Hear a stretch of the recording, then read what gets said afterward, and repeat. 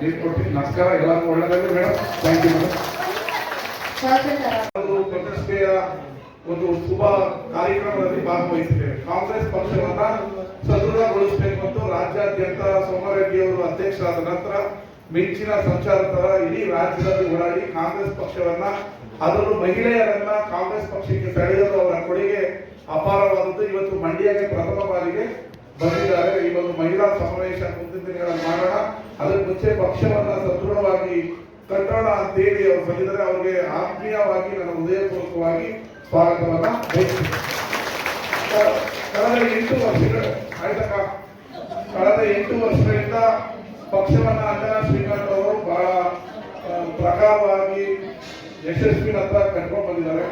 ಅವರು ಕೂಡ ಅಭಿನಂದನೆಗಳನ್ನ ಸಲ್ಲಿಸ್ತೀವಿ. 8 ವರ್ಷ ಪಕ್ಷವನ್ನ ಕಟ್ಟಲು ಅಷ್ಟು ಈಸಿ ಮಾತಲ್ಲ. ಅವರ ಜೊತೆಗೆ ನಮ್ಮ ಶುಭಾರಾಯಣಿಯವರು, ಪಲ್ಲವಿಯವರು, ಎಲ್ಲರೂ ಅವರ ಟೀಮ್ ಎಲ್ಲರೂ ಸಂಪೂರ್ಣವಾಗಿ ಪಕ್ಷವನ್ನ ಕಟ್ತಾ ಇದ್ರು. ಇನ್ನೂ ಮುಂದೆ ಪಕ್ಷವನ್ನ ಚೆನ್ನಾಗಿ ಕಟ್ಟಬೇಕು, ಒಂದು ತಂಡವನ್ನ ರಚನೆ ಮಾಡಬೇಕು ಅಂತ ಹೇಳಿ ಸೌಮ್ಯರೆಡ್ಡಿ ಅವರು ನಿಮ್ಮ ಜಿಲ್ಲೆಯಲ್ಲೇ ಬಂದು ಮಹಿಳೆಯರನ್ನೆಲ್ಲ ಮಾತಾಡಿಸಿ ಹೋಗ್ತೀವಿ ಅಂತ ಪಾಪ ಕಳೆದ ವಾರ ಹೇಳಿದ್ರು, ಬಂದಿದ್ದಾರೆ. ಇವತ್ತು ಮಹಿಳೆಯರಿಗೆ 2,000 ರೂಪಾಯಿಯನ್ನ ಕೊಡ್ತಾರೆ, ಬಸ್ ಚಾರ್ಜ್ ಅನ್ನ ಫ್ರೀ ಮಾಡಿ. ಮಹಿಳೆಯರಿಗೆ ಅತಿ ಹೆಚ್ಚು ನಮ್ಮ ಸರ್ಕಾರ ಪ್ರಾಮುಖ್ಯತೆಯನ್ನ ಕೊಡ್ತಾ ಇದೆ. ಅತಿ ಹೆಚ್ಚು ಮಹಿಳೆಯರು ನಾನಾ ಕಾರಣಗಳಲ್ಲಿ ಮುಂದೆ ಬಂದಿರ್ಬೋದು, ಋತುಸ್ಪರ್ಧೆ ಪಂಚಾಯಿತಿಯಲ್ಲಿ ಮಹಿಳಾ ಮೀಸಲಾತಿ ಇದೆ. ನಾವು ಬೋರ್ಡ್ ಚೇರ್ಮನ್ ಮಾಡ್ಬೇಕಾದ್ರೆ ಅತಿ ಹೆಚ್ಚು ಮಂಡ್ಯ ತಾಲೂಕಿನಲ್ಲಿ ಇಲ್ಲಿವರೆಗೂ 300 ಜನನ ನಾಮಿನೇಟ್ ಮಾಡಿದ್ವಿ. ಎಲ್ಲಾ ಫುಲ್ಫಿಲ್ ಮಾಡಿದ್ವಿ. ಎಲ್ಲರೂ 1 ವರ್ಷ ಅಧಿಕಾರ ಕೊಡ್ತೀವಿ ಅಂತ ಹೇಳಿದ್ವಿ. ಅವರ ಕರ್ಮ ಮುಗಿದ ತಕ್ಷಣ ಇನ್ನ ಹೊಸಬರಿಗೂ ಅಧಿಕಾರವನ್ನ ಕೊಡ್ತೀವಿ. ಈಗ ಮೂಡದಲ್ಲೂ ಮಹಿಳೆಯರು ಮಾಡಿದೀವಿ, ನಗರಸಭೆಯಲ್ಲೂ ಮಹಿಳೆಯರು ಮಾಡಿದೀವಿ.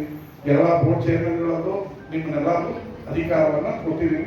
1 ವರ್ಷ ಆದಾಗ ಅವನ್ನೆಲ್ಲ ವಿಡ್ರಾ ಮಾಡ್ತೀವಿ, ಮತ್ತೆ ಹೊಸಬರಿಗೆ ಚಾನ್ಸ್ ಅನ್ನ ಕೊಡ್ತೀವಿ. ನೀವೆಲ್ಲ ಕಾಂಗ್ರೆಸ್ ಪಕ್ಷವನ್ನ ಕಟ್ಟಿ ಬೆಳೆಸಲು ನಿಮ್ಮೆಲ್ಲರ ಪ್ರಮುಖ ಕಾರಣರಾಗಿದ್ರಿ. ಇನ್ನಷ್ಟು ಪಕ್ಷವನ್ನ ಇನ್ನು 3 ವರ್ಷ ಇದೆ. 28ಕ್ಕೆ ಮತ್ತೆ ನಮ್ಮ ಸರ್ಕಾರ ಬರಬೇಕಾದ್ರೆ ಮಹಿಳೆಯರ ಪ್ರಾಮುಖ್ಯತೆ ಅವಶ್ಯಕವಾಗಿದೆ. ಈಗ ಮಹಿಳಾ ಬಿಲ್ ಪಾಸ್ ಆಯ್ತು ಅಂದ್ರೆ ಯಾವ ಕ್ಷೇತ್ರ ಮಹಿಳೆಯರಿಗೆ ಬರುತ್ತೋ ಗೊತ್ತಿಲ್ಲ. ಆದ್ರೆ 78 ಜನ ಮಹಿಳೆಯ ಶಾಸಕಿಯರು, ಎಂಪಿಗಳು ಈ ದೇಶಕ್ಕೆ, ಈ ರಾಜ್ಯಕ್ಕೆ ಬೇಕಾಗಿದೆ. ಆದ್ರೆ ನೀವೊಬ್ರು ಯಾರು ಬೇಕಾದ್ರೂ ಹಾಕ್ಬಹುದು. ಪದವಿಯಲ್ಲಿ ಯಾರು ಬೇಕಾದ್ರೂ ಹಾಕ್ಬೋದು. ಈಗ ನಾನೇ ನಮ್ಮೂರ ಸಣ್ಣವರು, ನಾನೇ MLA ಆಗಿದ್ದೀನಿ. ಈಗ ಅದರಿಂದ ನಿಮ್ಮ ನಾಯಕತ್ವವನ್ನ ಸದೃಢವಾಗಿ ಪಕ್ಷಕ್ಕೆ, ಅವ್ರ ಮೇಲೆ ಇವ್ರ ಮೇಲೆ ಕೋಪದಿಂದ ಪಕ್ಷವನ್ನ ಅಧೋಗತಿ ತರಬಾರದು. ಕಾಂಪಿಟೇಷನ್ ಅಲ್ಲಿ ಪಕ್ಷವನ್ನ ಕಟ್ಟಬೇಕು. ಪಕ್ಷ ಅಧಿಕಾರದಲ್ಲಿದ್ರೆ ಎಲ್ಲರಿಗೂ ಸಮಾನ ಅವಕಾಶ ಸಿಗುತ್ತೆ. ಅಧಿಕಾರ ಇದ್ದಂತ ಸಂದರ್ಭದಲ್ಲಿ ಇವತ್ತು ಕಾಂಗ್ರೆಸ್ಗೆ 15 ವರ್ಷ ಆಗಿಲ್ಲ ಅಧಿಕಾರ ಸಿಗುತ್ತೆ. ಈ ಕಾಂಗ್ರೆಸ್ ಪಕ್ಷ ಅಧಿಕಾರ ಇಲ್ಲಿ ಎಲ್ರಿಗೂ ನಾನು ನಾಮಿನೇಟ್ ಮಾಡಿದ್ದೀನಿ ಅಂತ ಹೇಳಿದ್ರೆ, ಆದ್ರೆ ಸಾಧ್ಯವಾದಷ್ಟು ಎಲ್ರಿಗೂ ಅಕಾಮೆಂಟ್ ಮಾಡಿದೀವಿ, ಮುಂದೆನೂ ಮಾಡ್ಕೊಡ್ತೀವಿ. ನೀವೆಲ್ಲ ಬನ್ರಿ ಸುನೀತಾ, ನಿಮ್ಮೆಲ್ಲರಿಗೂ ಒಳ್ಳೆದಾಗಲಿ. ನಿಮ್ಮ ಕಷ್ಟ ಸುಖಗಳಿಗೆ ನಾನು ನಿಲ್ತೀನಿ. ನೀವು 24 ಗಂಟೆ ಫೋನ್ ಇರ್ತೀವಿ. ಸೌಮ್ಯರೆಡ್ಡಿ ಅವರ ಕೈ ಬಲಪಡಿಸೋದಕ್ಕೆ ನೀವೆಲ್ಲ ಪಕ್ಷವನ್ನ ಇನ್ನಷ್ಟು ಸದೃಢವಾಗಿ ಕಟ್ಟಿ ಅಂತ ಹೇಳಿ. ಅಧ್ಯಕ್ಷ ಆದ್ಮೇಲೆ ಸೌಮ್ಯರೆಡ್ಡಿ ಅವರು ನನಗೆ ಪರಿಚಯ ಇಲ್ಲ. ಆಕ್ಚುಲಿ ನಾವು ರಾಜಕೀಯಕ್ಕೆ ಹೋದಾಗ ಮೊದಲ ಬಾರಿಗೆ ಲಕ್ಷ್ಮೀ ಹೆಬ್ಬಾಳ್ಕರ್ ಅವರು ಅಧ್ಯಕ್ಷರಾದಂತ ಕಾಲದಲ್ಲಿ ನಾನು ಮತ್ತೆ ಸೌಮ್ಯರು ಒಂದು ಇಡೀ ತಂಡ ಅವರ ಜೊತೆ ನಿಂತು ನಾವಿಬ್ಬರು ಸೆಕ್ರೆಟರಿ ಆಗಿ ಅಲ್ಲಿ ರಾಜ್ಯದಲ್ಲಿ ಕೆಲಸ ಮಾಡಿದಂಥವ್ರು. ಎಲ್ಲರೂ ಕೆಲವರು ಅಂದ್ರೆ ನಾನು ಮಂಡ್ಯ ಹೊರತುಪಡಿಸಿ ಒಂದು ಮಾತು ಹೇಳ್ಬೇಕಂದ್ರೆ, ಯಾಕಂದ್ರೆ ನಮ್ಮ ಅಧ್ಯಕ್ಷರ ಬಗ್ಗೆ ನಾವು ಹೇಳಲೇಬೇಕು. ಯಾಕಂದ್ರೆ ನಮ್ಮ ಜೊತೆ ಸೆಕ್ರೆಟರಿ ಆಗಿ ಮಾಡಿದವರು ನಮ್ಮ ಜೊತೆನೆ ಬಂದು ನಮ್ಮ ಜಿಲ್ಲೆಗೆ ಅಧ್ಯಕ್ಷರಾಗಿ ಕೂತಿದ್ದಾರೆ. ಅದು ಹೆಮ್ಮೆ ಪಡುವಂತ ಒಂದು ವಿಚಾರ. ಯಾಕೆ ಮಾತು ಹೇಳ್ತೀನಿ ಅಂದ್ರೆ, ಕೆಲವೊಂದು ನಾನು ಇವಾಗ ಆಗಲೇ ಹೇಳಿದ್ದೀನಿ, ಮಂಡ್ಯ ಹೊರತುಪಡಿಸಿ ಕೆಲವೊಂದು ವಿಚಾರ ಸಂಘಟನೆ ಅಂದ್ರೆ ಏನು ಅಂತ ಹೇಳ್ತಾ ಇದ್ದೀನಿ. ಎಲ್ಲರೂ ಹೇಳ್ತಾ ಇದ್ರು ಒಬ್ಬ ಮಂತ್ರಿ ಮಕ್ಕಳನ್ನ ಕರ್ಕೊಂಡ್ಬಂದು ಅಧ್ಯಕ್ಷ ಕೂಡಿಸಿದ್ದಾರೆ ಅಂತ. ಇದ್ಯಾವುದೇ ಕಾರಣಕ್ಕೂ ಇದಕ್ಕೂ ಅದಕ್ಕೂ ಸಂಬಂಧ ಇಲ್ಲ. ಇದಕ್ಕೂ ಅದಕ್ಕೂ ಸಂಬಂಧ ಇಲ್ಲ. ಯಾವತ್ತೂ ಕೂಡ ಸೌಮ್ಯ ಸಂಘಟನೆಯಲ್ಲಿ ಇದ್ದವಳಲ್ಲ. ರಾಜಕೀಯ ಬರಕ್ ಮುಂಚೆನೂ ಕೂಡ ಪರಿಸರವನ್ನು ಪ್ರೀತಿಸ್ತಾ ಬಂದವರು. ಇದೊಂದು ಪರಿಚಯ. ಸೌಮ್ಯರು ಪರಿಸರವನ್ನು ಪ್ರೀತಿಸ್ತಾ ಬಂದವರು. ತದನಂತರ ನಮ್ಮಗಳ ಜೊತೆ ಯಾವುದೇ ಒಂದು MLA ತನ್ನೇ ಕೂಡ 9 ಬಾರಿ ಶಾಸಕರಾದವರು, ತುಂಬಾ ಹಲವು ಬಾರಿ ಸಚಿವರಾದವರು.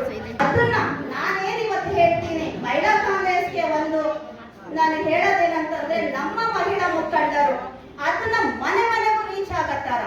ಮನೆ ಮನೆಗೂ ರೀಚ್ ಅಂದ್ರೆ ಬರ್ತಿದೆ. ಈಗ ಗೃಹಲಕ್ಷ್ಮಿ ಇದೆ, ತಿಂಗಳಿಗೆ 2,000 ಬರ್ತಿದೆ, ಶಕ್ತಿ ಯೋಜನೆ ಇದೆ, ಅನ್ನಭಾಗ್ಯ ಇದೆ, ಯುವ ನಿಧಿ ಇದೆ.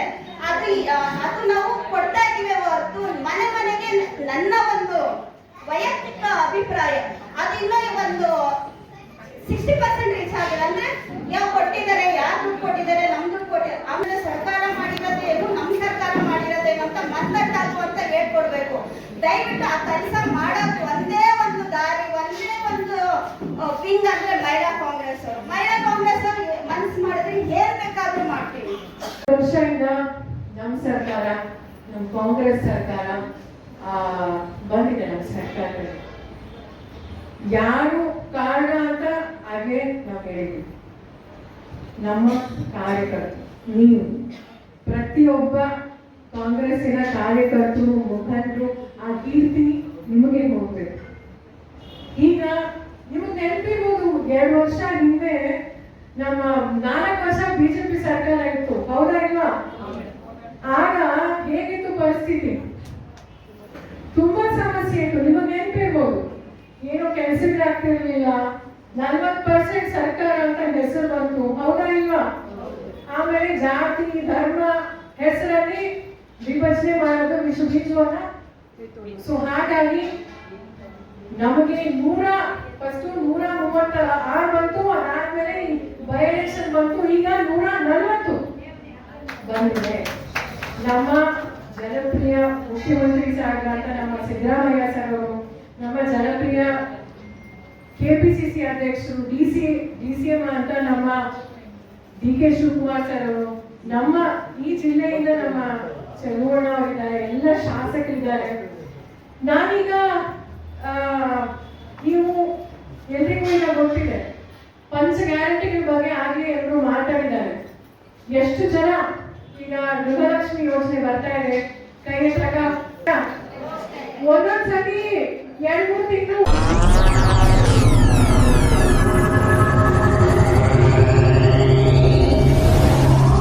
ನೀವಿನ್ನೂ ನಮ್ಮ ಚಾನೆಲ್ಗೆ ಸಬ್ಸ್ಕ್ರೈಬ್ ಆಗಿಲ್ಲ ಅಂದ್ರೆ ಈ ಕೂಡಲೇ ಸಬ್ಸ್ಕ್ರೈಬ್ ಮಾಡಿ. ಸಬ್ಸ್ಕ್ರೈಬ್ ಆದ ನಂತರ ಪಕ್ಕದಲ್ಲಿ ಕಾಣುವ ಬೆಲ್ ಐಕಾನ್ ಪ್ರೆಸ್ ಮಾಡಿ.